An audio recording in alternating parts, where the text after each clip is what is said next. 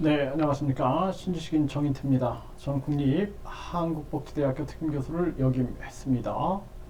며느리와 시아버지 형사 입건, 풍비박산 가정. 정말 가슴 아픈 일이 아닐 수가 없습니다. 이 사랑의 매라는 것은 사실 꼭 필요한 겁니다. 그런데 지금은 사랑의 매를 들어도 처벌을 받게 되는 거죠. 이 참 심각한 문제인데요. 이 며느리가 손녀들이죠. 그러니까 자식들이죠, 자식들. 네. 그래서 이 엄마는 자녀를 체벌을 했어요. 네. 그래서 어린 자녀를 체벌을 한 친모, 이를 나무라며 며느리를 폭행한 시아버지가 각각 형사 입건됐다라는 것입니다. 뉴시스가 전하고 있고요.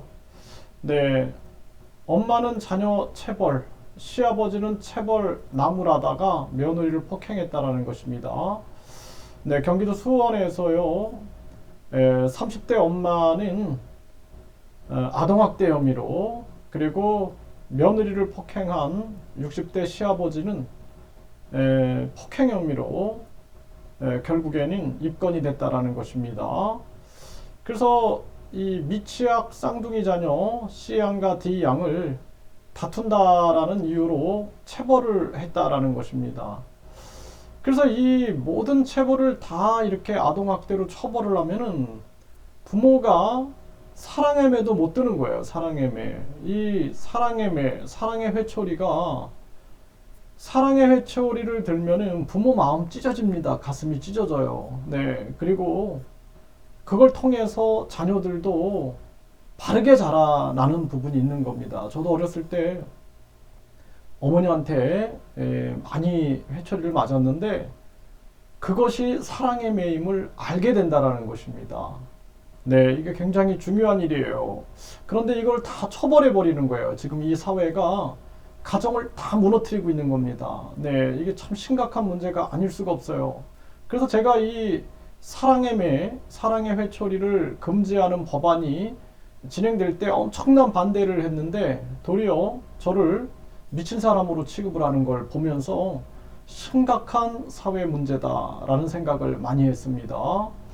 그리고 결국에는 네, 이 시아버지가 며느리가 자녀 체벌하는 것을 말리며 나무라는 과정에서 네, 며느리를 폭행한 혐의를 받는다라는 것입니다. 네, 이게 물론 뭐 엄청난 과정이 있었겠죠. 이게 참 심각한 문제가 아닐 수가 없고요. 결국에는 며느리가 시아버지를 신고를 했고 결국에 경찰에게 입건이 된 겁니다. 네, 그리고 결국에는 딸과 또 이 엄마는 분리 조치를 했습니다. 결국에는 딸들과 엄마는 분리 조치 당하고 며느리가 시아버지를 신고해서 시아버지도 또 며느리하고 분리되고 가정이 완전히 풍지박산이 나고 있는 이러한 상황입니다. 그래서 우리나라가 이 가정교육과 학교교육, 사회교육 전반이 다 무너지고 있어요. 이 모든 것이 이 잘못된 소위 자녀를 안 키워본 그런 사람들이 법을 마구 만드는 겁니다. 지금 뭐 교수랍시고 전문가랍시고 결혼도 안 하고 이런 사람들이 결혼도 안 해보고 자녀도 안 키워본 사람들이 법을 막 만들어 가지고 실제를 모르는 거예요. 현실. 자녀를 키우는데 자녀들이 사랑스러운 면도 많지만 인간은 마음속에 악한 마음하고 선한 마음 동시에 가지고 있어요. 그래서 상황에 따라서 때로는 악하기도 하고 때로는 선하기도 한데 마음의 악한 마음을 다스리게 하기 위해서 사랑의 회초리가 너무나 필요한 것입니다. 그런데 이러한 부분들을 무조건 금지시키는 이 사회, 결국에는 뭐 그냥 청소년들이 어른들을 막 때려도 그냥 처벌 안 하는 사회, 이게 뭐 너무나 가슴 아픈 이러한 모습이 아닐 수가 없어요. 네, 그리고 이 사회 전체가 질서를 상실해버린 그러한 모습이다. 안타까움을 금할 수가 없습니다. 이거를 우리가 단순하게 이 엄마가 자녀를 체벌해서 감옥 가야 돼. 이 시아버지는 또 며느리하고 싸우는 과정에서 왜 폭행을 했는지 모르겠지만 뭔가가 있었겠죠. 예, 그래서 며느리가 시아버지를 고발해가지고 시아버지도 감옥에 가야 돼. 뭐 이런 식으로 가정이 풍비박산 나는 것이 과연 누가 좋아할 일인가?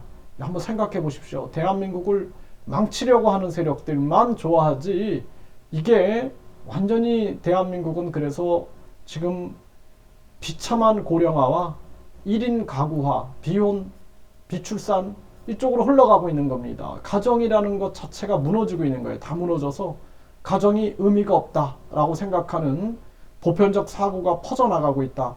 가슴 아픈 일이 아닐 수가 없습니다.